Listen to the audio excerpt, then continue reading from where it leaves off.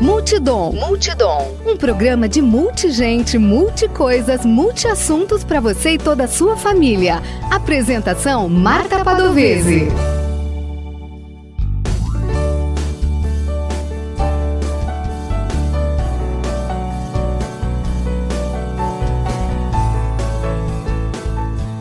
Olá! Eu sou Marta Padovese e apresento o programa Multidom na Rádio Webdom.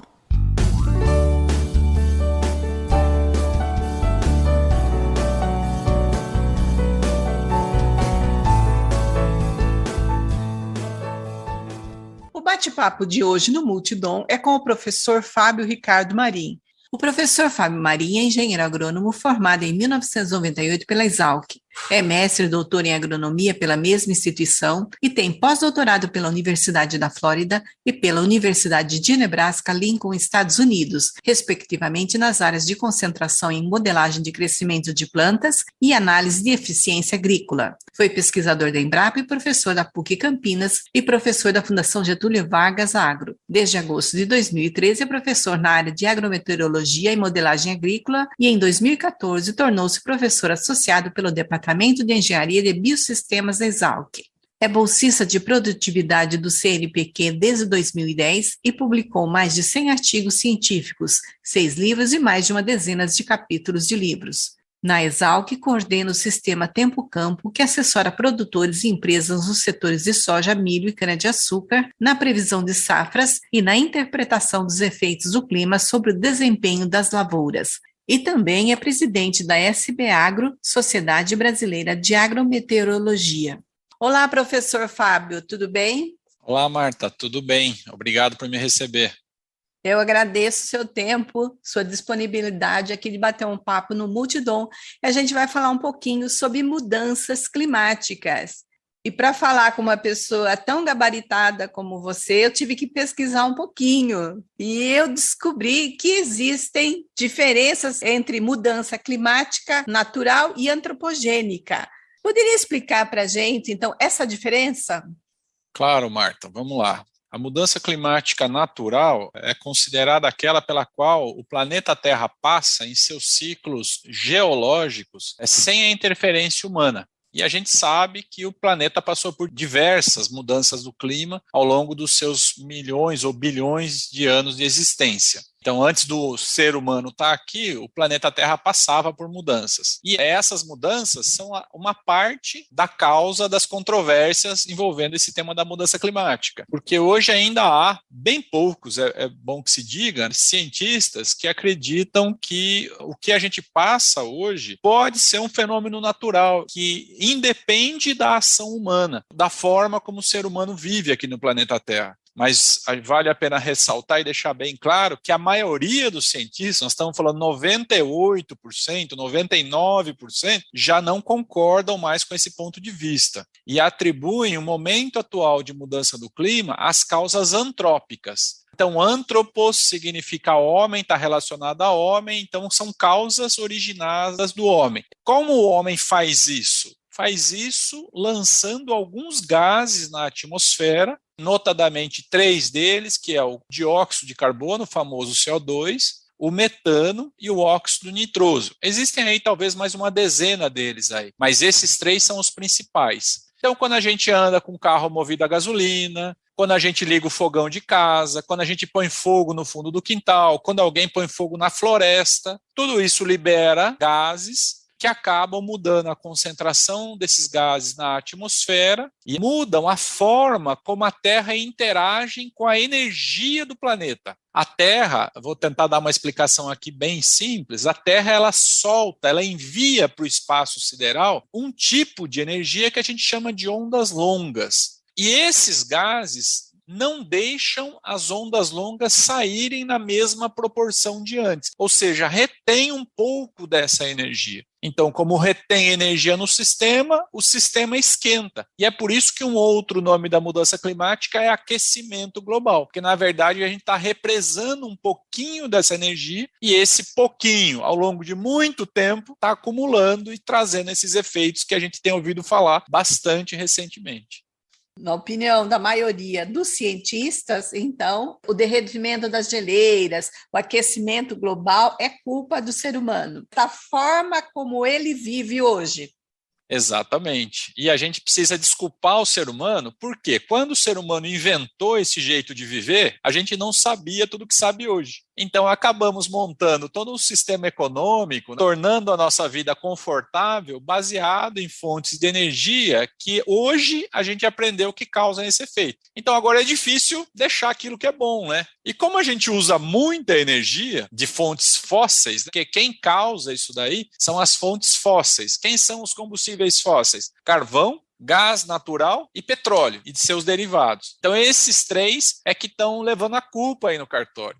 E agora, como é que a gente faz para trocar? Como a gente usa muito, a gente não tem uma fonte alternativa. Se você me permite pegar o gancho aqui, tentando não me empolgar, né, porque eu adoro falar sobre isso daí, o Brasil tem uma matriz das mais limpas do mundo, porque o Brasil aprendeu a usar cana-de-açúcar como uma fonte renovável. Então, quando a gente coloca etanol no carro, é diferente disso tudo que eu falei. Então, aquele que está muito preocupado com a mudança climática e quer dar uma força para o planeta, põe etanol no carro, porque o etanol é neutro. O etanol não causa esse aquecimento. Também não limpa a atmosfera, mas ele é neutro. Ele é um combustível que não ajuda e não atrapalha. A gasolina atrapalha. A gasolina e o diesel são vilões. O etanol não é um vilão, ele é mocinho. E a gente também no nosso país tem bastante fonte hidrelétrica, que também é considerado limpa sob o ponto de vista da mudança climática. A gente pega o bagaço da cana nas usinas e queima para gerar eletricidade. Enfim, a gente tem a soja também usando para fonte de biodiesel, também é considerado um combustível limpo. Enfim, a gente tem aqui ainda uma esperança grande. A gente tem feito um papel muito bonito como país, né? E a gente tem uma esperança grande que o Brasil seja reconhecido por isso. Que a gente possa, talvez, até no futuro, exportar essa tecnologia, essas fontes que a gente aprendeu a usar aqui, que são tão importantes para nós, para outros países, gerando emprego e renda aqui no nosso país. Essa tecnologia é uma criação brasileira, então foi algo que o Brasil não copiou de ninguém. O Brasil que inventou isso daí. Então eu fico muito orgulhoso, né, quando eu vejo nossos cientistas do passado montando uma matriz energética nova para um país tropical. E foi um acerto muito grande que o país fez lá na década de 70 para fazer essa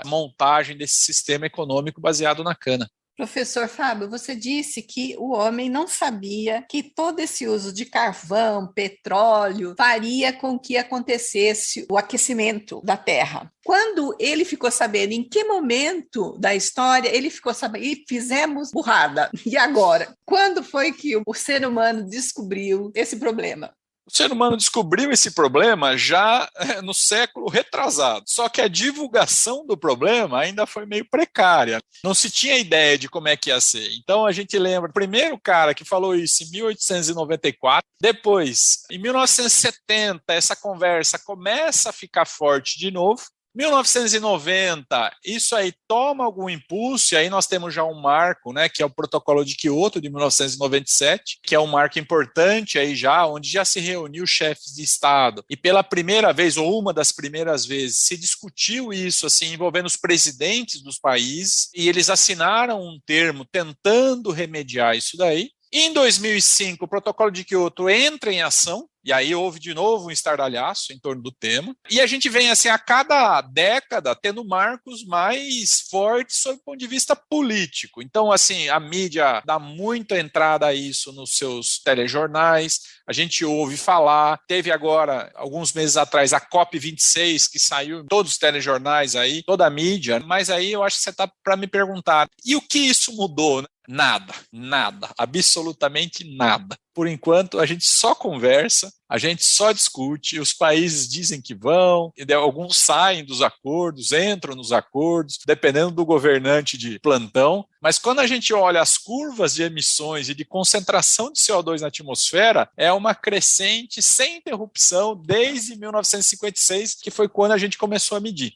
Então, infelizmente, por quê? Porque o problema é que nem aqueles problemas que a gente tem na nossa vida que a gente prefere não ver. Então, a gente esconde da gente mesmo. Esse é um deles, só que a humanidade prefere não ver. Porque a gente não tem opção. Porque quando a gente vai falar, olha, usar o carro é um problema. Fala, mas aí eu vou ter que andar a pé.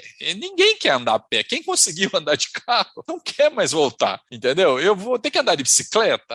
É tão legal a bicicleta no final de semana, mas todo dia não é legal. Então, esse é só um exemplo para citar por que não se resolve. Porque a gente precisaria encontrar uma outra matriz energética. Então, alguns países, como eu disse, o Brasil é uma exceção, tem uma matriz limpa. Mas a imensa maioria dos países, especialmente aqueles de economia mais pujante, tem uma matriz totalmente suja e, hoje em dia, parar essa matriz é causar desemprego. Então, esse é o dilema que a gente tem, entendeu? Você fala assim, putz, eu vou parar a economia para tornar isso aqui mais limpo e o que eu faço para empregar as pessoas? A gente não tem solução para isso ainda. Ou as soluções são caras. Então, é por isso que essa conversa fica ali no nível político, fica numa discussão na mídia, mas a prática ainda está difícil. Com o aquecimento global, as geleiras estão derretendo e isso preocupa os cientistas. Esse derretimento das geleiras, como é mostrado em um dos filmes A Era do Gelo, pode levar a uma nova era glacial? Você já assistiu o filme de animação A Era do Gelo?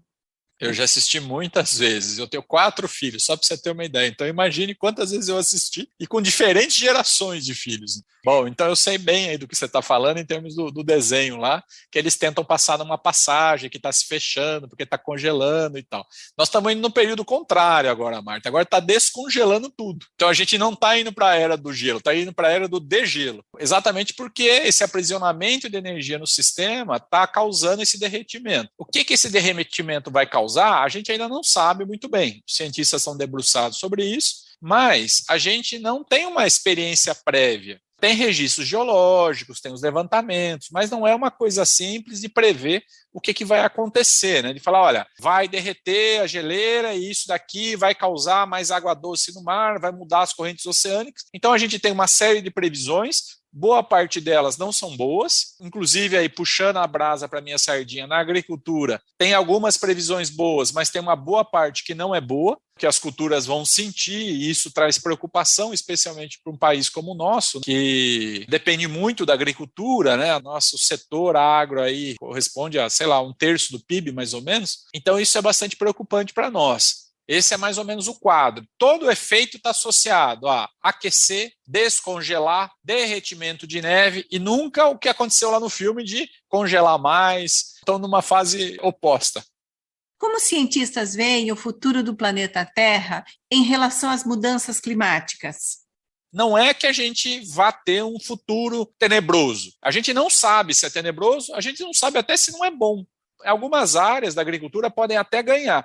O problema é a incerteza. E lembrando que o clima já é uma coisa relativamente incerta. O clima não é certinho. Sabe, um ano nunca é igual ao outro. Um ano é mais frio, outro é mais quente. Um ano chove mais numa época, outro chove mais em outra. Enfim, já tem uma variabilidade que é uma coisa intrínseca ao clima. Isso deve aumentar. Então, fica mais difícil ainda para a gente fazer previsão, para saber o que eu planto, para saber se eu vou colher, para saber se eu invisto ou não numa determinada área, uma empresa, por exemplo, que quer fazer um investimento, isso torna menos palpável a forma como a gente vai agir. E tudo isso tem um custo. Por isso que é preocupante, porque essa incerteza custa para a economia. A gente conseguir prever melhor, a gente reduz risco. E quando a gente reduz risco, a gente reduz custo. Então é disso que nós estamos falando aqui quando a gente fala em mudança do clima. Não quero aqui trazer aquele cenário de que, olha, vai ser terra arrasada, estamos indo para uma desgraça, porque, na verdade, os modelos não mostram isso geral, mas mostram isso para algumas culturas, para algumas regiões. E seria bom que a gente não fosse, seria bom que a gente conseguisse evitar. Então é por isso que a gente faz esse alerta aí e tenta trabalhar no sentido de alertar a população. Você ouviu o programa Multidom, apresentação Marta Padovese. O bate-papo de hoje é com o engenheiro agrônomo e professor Fábio Ricardo Marim, coordenador do Sistema Tempo-Campo da Exalc USP de Piracicaba. Vamos falar agora de 2 crianças, o El Niño e Laninha. Eles são fenômenos naturais ou antropogênicos? Como eles interferem no clima? Eles são fenômenos naturais e independentes da mudança climática. Eles já existiam há séculos atrás. E eles estão associados, ambos, à mudança na temperatura das águas lá do Oceano Pacífico, na costa do Peru. Então veja só como que é o sistema terrestre, ele é muito bonito, né? A variação na temperatura lá no Oceano Pacífico interfere nas chuvas aqui no Brasil. Então a gente fica olhando a temperatura do Oceano Pacífico para tentar saber o que vai acontecer com as chuvas aqui. E esse ano é um exemplo clássico de laninha. Então, o que é a laninha? A laninha é quando a temperatura do Oceano Pacífico fica abaixo da média. Então, o oceano fica mais frio ali na zona equatorial e isso causa uma mudança no regime de chuvas aqui no Brasil. Que mudança é essa? A chuva no sul do Brasil fica abaixo da média. Veja bem, não quer dizer que não chove, mas quer dizer que chove menos do que a média. E as chuvas no norte, nordeste e centro-oeste do Brasil ficam acima da média. São Paulo, Rio de Janeiro, Mato Grosso do Sul ficam numa zona de transição. Então tem anos que pegam mais chuvas, tem anos que pegam menos chuvas, porque eles estão exatamente no meio do caminho. Então, esse ano, a gente teve alguns meses de chuva abaixo da média, alguns meses de chuva acima da média. Você deve lembrar o finalzinho de janeiro como foi chuvoso, né? Deu goteira em todo lugar, né? Porque ficou vários dias chovendo, nem as telhas aguentaram. Enquanto que o sul do país está seco. Grande perda agrícola, lavouras de milho e soja, grandes danos para os produtores. E Minas Gerais, Mato Grosso, Goiás, Tocantins, Maranhão, com muita chuva e até alagamento, por conta dessa chuva em excesso. Então, inclusive nessas áreas de excesso também não é muito bom para a agricultura. A gente não gosta de chuva demais também. As lavouras não gostam de solo encharcado, gostam de solo úmido. E também não gostam de solo seco, como está acontecendo principalmente ali na faixa oeste do Rio Grande do Sul, de Santa Catarina e sul do Paraná. Eu assisti um vídeo seu que falava sobre a laninha. Ela vai até mais do que o esperado? Então, a gente tem, na verdade, uma divergência entre os modelos. Tem um modelo indicando que ela pode se estender até outubro, e isso é muito preocupante, né? Porque esse quadro deve permanecer, esse quadro que eu acabei de descrever de seca no sul. Então, especialmente para quem está no Paraná, Rio Grande do Sul, Santa Catarina, fica a preocupação.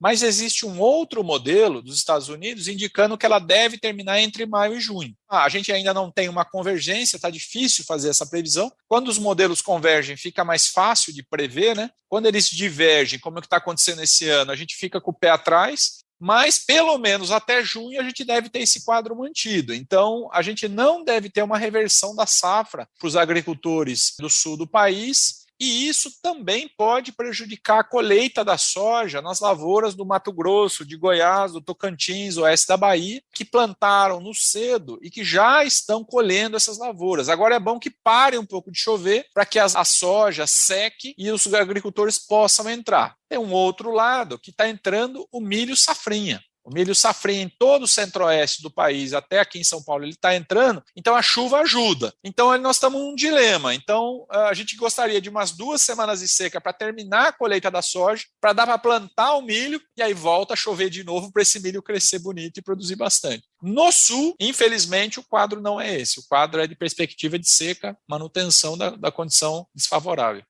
Você coordena o sistema Tempo-Campo. Explica para a gente o que é esse sistema Tempo-Campo.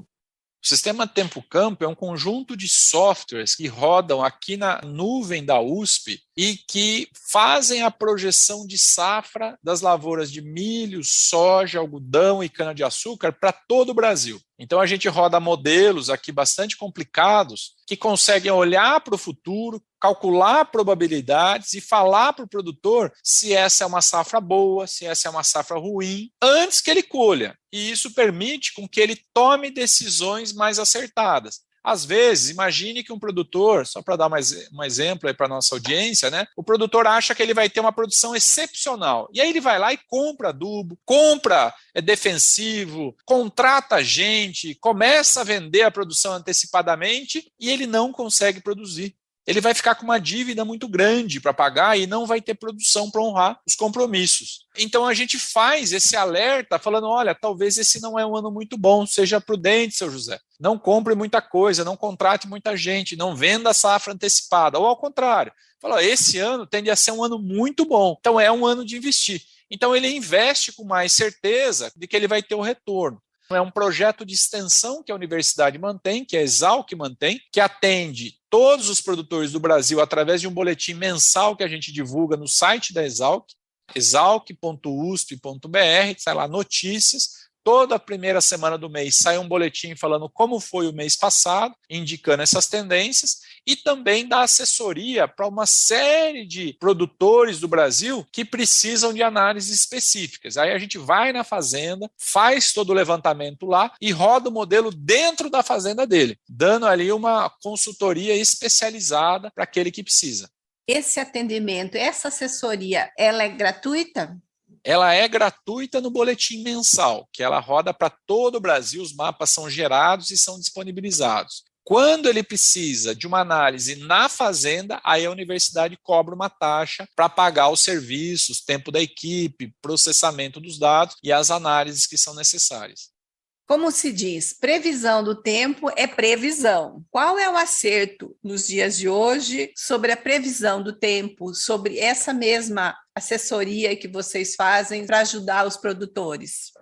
É importante frisar, foi bom que você fez essa pergunta, Marta, porque a gente não faz previsão do tempo. Quem faz previsão de tempo são os meteorologistas. E nós aqui somos engenheiros agrônomos, a gente faz previsão de safra. Então a gente pega a previsão do tempo, coloca isso daí dentro de um programa de computador e esse programa vai nos trazendo as probabilidades de produzir mais ou menos. Mas a gente conversa aqui em termos de produtividade de soja, produtividade de milho, produtividade da cana e não em termos de previsão do tempo. Respondendo sua pergunta sobre a previsão do tempo, ela é muito boa para amanhã. Ela é boa para depois de amanhã, ela é média para depois de amanhã e ela vai reduzindo conforme a gente vai olhando para frente. O que se diz que até 7 dias a gente consegue uma previsão razoável. A partir daí, a gente já tem uma certa dificuldade dos modelos em conseguirem captar o que vai acontecer. Então, quando a gente precisa assim, de previsões mais assertivas, a gente recomenda não passar de 7 dias, porque aí a gente tem uma confiabilidade melhor. Como é feita essa assessoria? Essa assessoria, imagine que tem uma lavoura de cana plantada agora numa determinada usina, que vai ser colhida, por exemplo, em novembro de 2022. O que a gente faz é informar para o produtor o quanto que essa lavoura vai produzir. Então, a gente consegue, com 1 ano de antecedência, falar para ele o quanto que ele vai produzir. Por quê? Porque a gente vai lá e pega todo o histórico dele e faz uma análise probabilística. Então, a gente não está olhando a previsão do tempo, a gente está olhando para trás. E considerando que a cana já conseguiu crescer até agora, a gente consegue olhar e falar assim, olha, ela não vai se recuperar, por exemplo. Então, você vai ter uma safra muito ruim. É melhor recuar e evitar gastos excessivos, evitar 1 ano de risco para você não ter problema com o financiamento da sua lavoura. Ou ao contrário, falar, olha, esse ano, dado que ela já cresceu esse tanto, deve ser espetacular aquilo que você vai produzir. Talvez o senhor possa tomar um pouco mais de risco, fazer um investimento maior, porque as condições climáticas vão permitir o crescimento dessa lavoura. Então, vocês olham o passado para poder falar sobre o futuro. Exatamente. Hoje, o clima que nós vivenciamos hoje, ele é mais para o natural ou ele é consequência também da maneira como nós vivemos?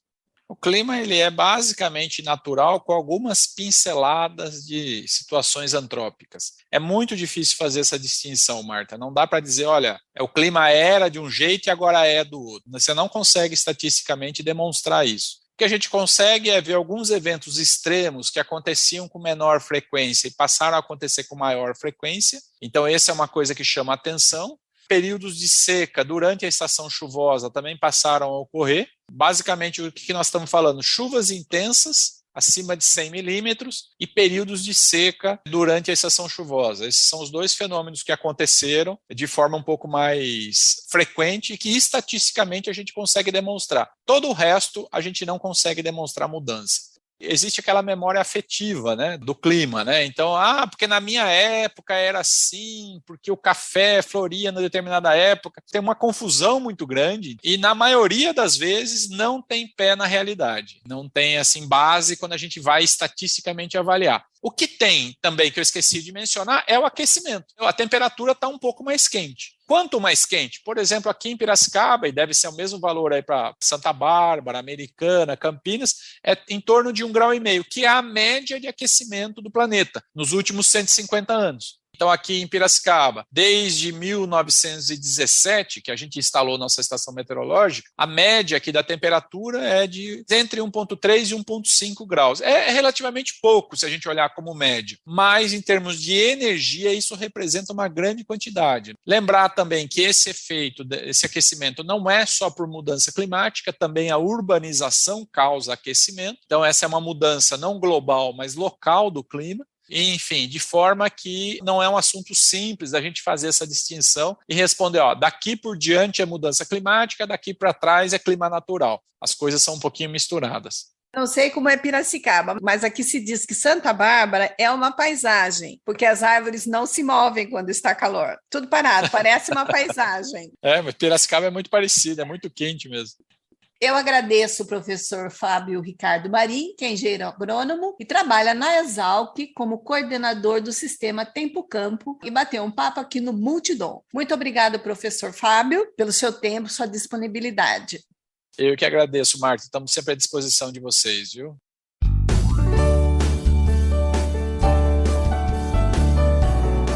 Quer entrar em contato conosco, deixar um recado ou ouvir de novo? Acesse www.radiowebdom.com ou envie seu e-mail para radiowebdom@gmail.com. Você também pode entrar em contato conosco pelo Instagram e Facebook Marta Padovese. O programa Multidom tem o apoio da Rádio Webdom. Produção e apresentação Marta Padovese. Edição de áudio Heraldo Vaz e Marta Padovese. Direção-geral jornalista Fátima Franco.